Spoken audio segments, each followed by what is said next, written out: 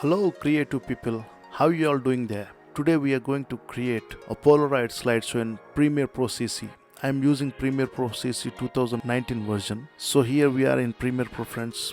Creating Polarised slideshow in Premiere Pro is very easy and it's more stylish. So this tutorial is very easy to follow, and feel free to subscribe to my channel for more videos and click that bell icon to get more updates from my channel, and feel free to comment and share your opinions and views on my channel and the tutorials. And you can also go through my other tutorials if you will. Let's begin our Polarised slideshow in Premiere Pro. And even if you cannot follow my tutorial, don't worry, I'll leave this template below in the description. You can download the template and use it for your own.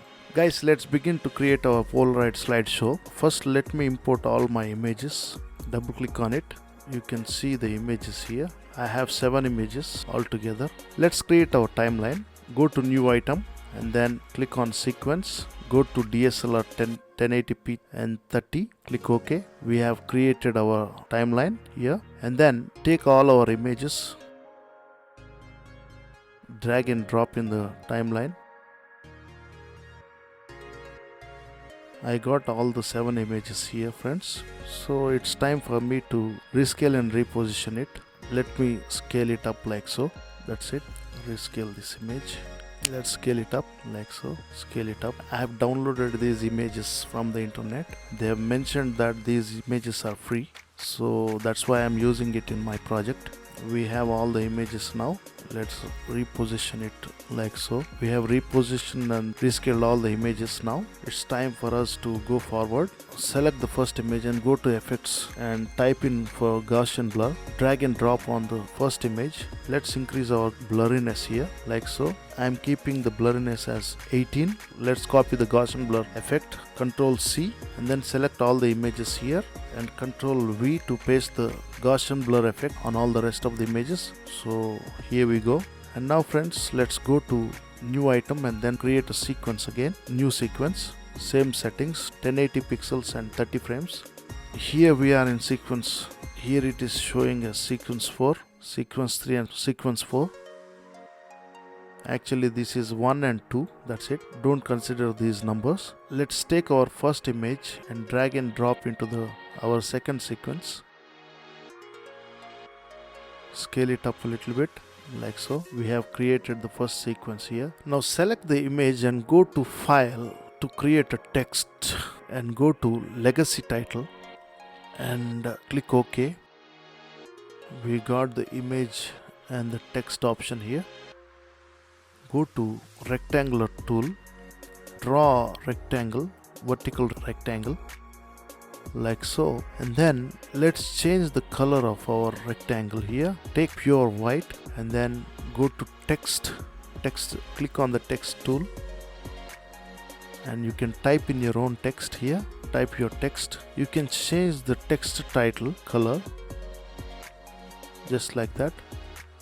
I want to change the font.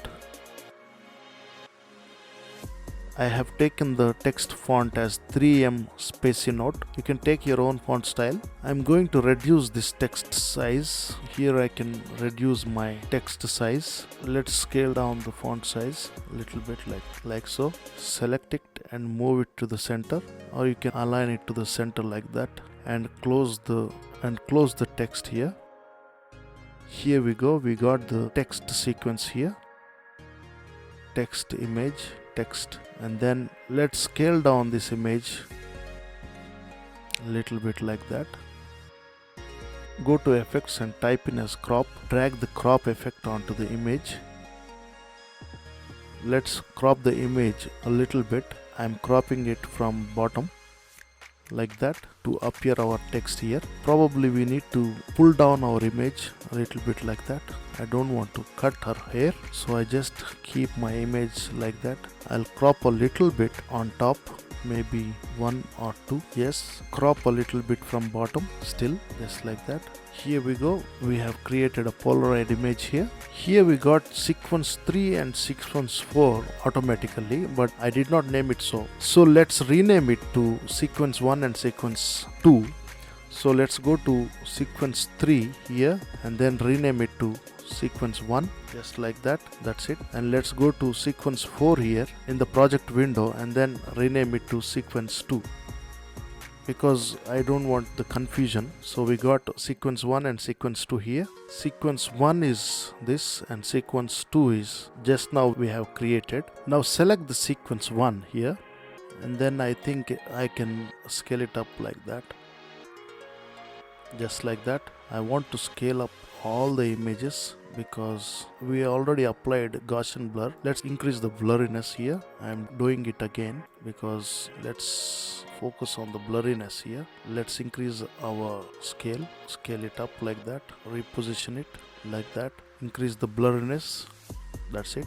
Scale it up little bit down here like that, increase the blurriness like that. Go to the next image, scale it up, increase the blurriness just like that, position it like that. Go to the next image, scale it up, position it like so, increase the blurriness just like that. You can position it to the center a little bit like that. See that you check the repeat edge pixel here for every picture. Okay, let's check on the repeat edge and then scale it up like that, position it to the center like that, and increase the blurriness as you like, just like so. Check on the repeat edge pixel and then position it a little bit like that, and you can increase the blurriness like so, and you see the repeat edge pixel is checked. And then go to the other image, check on the repeat edge pixel. You can also increase the blurriness here like that. You can also increase the blurriness just like that. Make sure you check on the repeat edge again. Go to the first image, check on the repeat edge pixels, and then position it a little bit down, little center, and then increase the blurriness just like so. That's it, friends. We have blurred out and then check the repeat edge pixels for all the images. Probably I need to blur this image a little bit more, just like so. That's it. Increase the blurriness like that. That's it, friends. We are already in the sequence 1 here, and let us drag and drop the sequence 2 from our project window to our first image, above our first image here in this region. Right click and unlink the audio, and then click on the audio and delete it by pressing the delete button. We got our first image here. Then select the first image here, image sequence, and then go to the effects here and click on the stopwatches of the position, scale and rotation here. And then we have created the keyframes here of our position, scale and rotation. Let's rotate our image a little bit like so, like that. Let's see the scaling part here. That's okay. Let's keep it like that. And then let's select the keyframes here, drag to my left like that, just like so. Then take the playhead to our beginning frame and then slightly rotate this one a little bit like that and scale it down a little bit like so. Make sure you click on the motion here and take the picture outside our frame or the view panel, just like that. Let's play.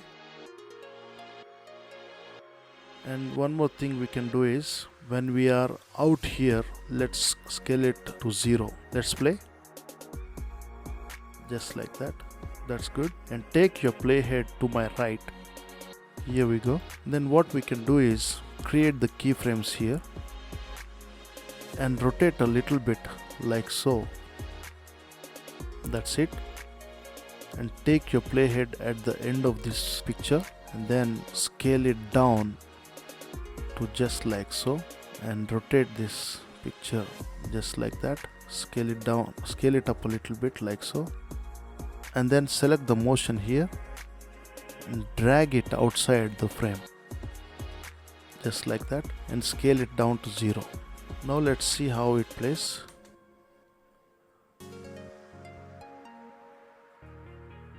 That's good. That's exactly what I needed. That's very nice. And let's create a more cinematic way now. Let's select our keyframes here. Let's select the keyframes here and here, here and here, and then right click, temporal interpolation, and then easy ease them.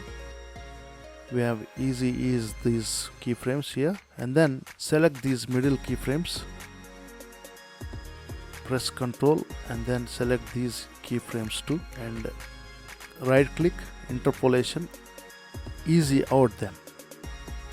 So now let's see the animation.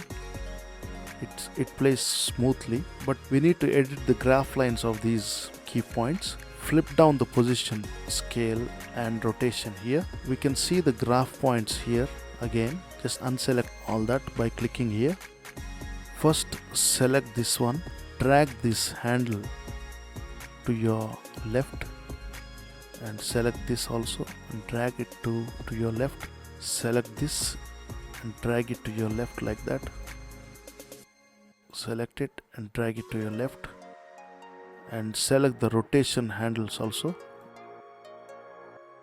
Drag it to your left like that. Drag it to your left. We have done with all the key points and the graphs. Let's play it.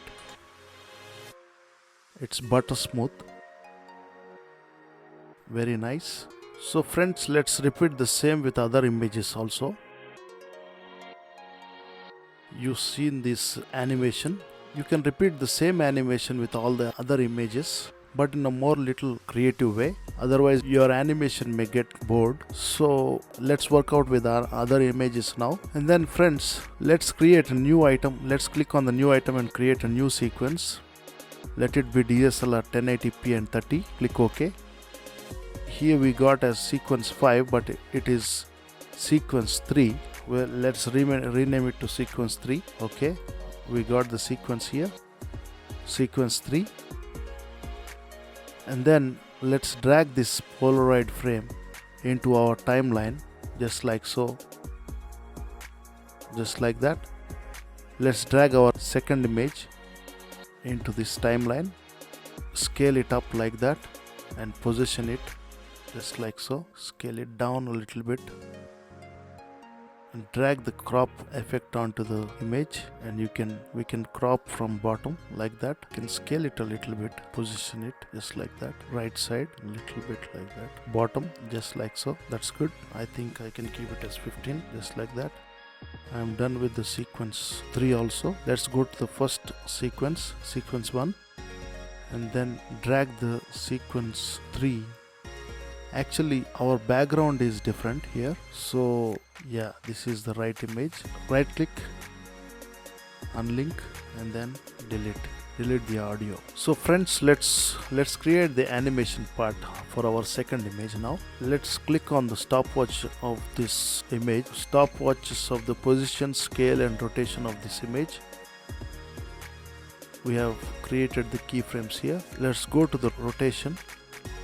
Just slightly rotate this image like that, and then scale it up like so.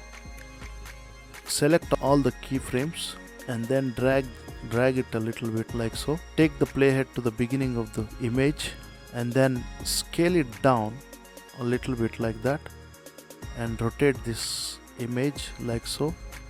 Scale it down still, and then click on the motion here and then drag the image outside the frame, and take the playhead to the right side again and rotate the image just like so, and then scale size is okay, and then click on the scale keyframe and the position keyframe to create the keyframes here, and then take the playhead to the end of our image and then scale it down again just like so, and rotate the image, and then click on the motion here and take the image outside the frame just like that.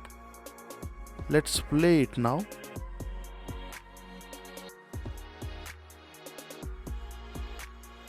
It's smooth and that's good. And let's create more cinematic just like the first image. Select the key points here and here. Click on the temporal and easy ease the keyframes and select these keyframes too, and click on the easy out. So let's play it. That's good. And then unselect all the keyframes. Scroll down the position, scale and the rotation to edit the graph points now. So friends, select this handle here and drag it to the left. Select it, drag it to the left. Select the scale point also, drag it to the left. Select this and drag it to the left. Select the, drag it to the left, drag it to the left. Let's play it.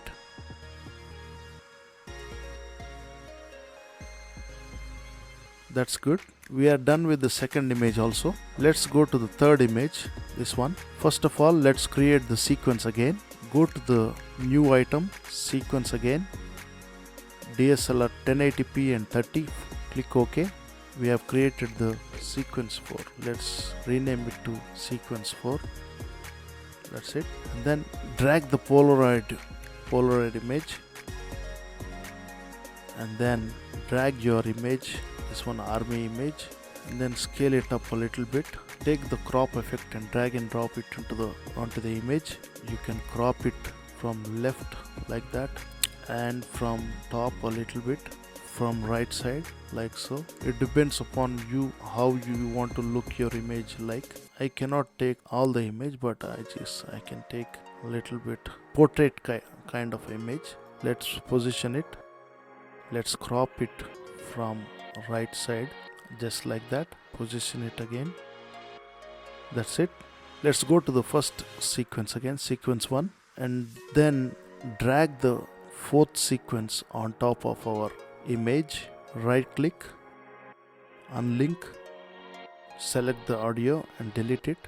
Now let's repeat the animation part again. This time we can change the animation. This time we can do it in a little creative way. Select the image, click on the stopwatches of the position, scale and rotation of the image, and then select the keyframes, drag to the left just like that, and rotate the image to just like that. Take the playhead to the beginning of the image. Let's rotate this image here to just like that. Scale it down,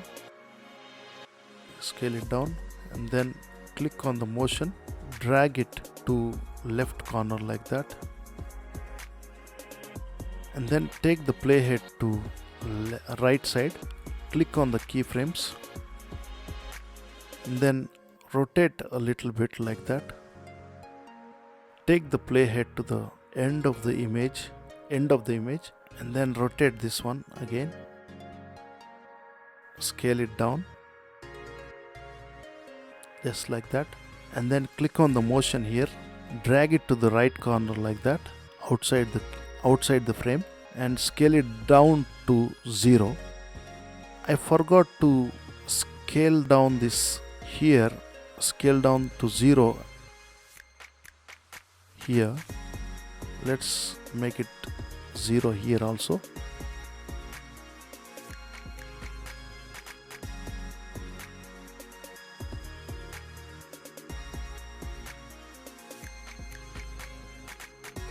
We did not scale it down to 0 here, this keyframe, so let's make it 0.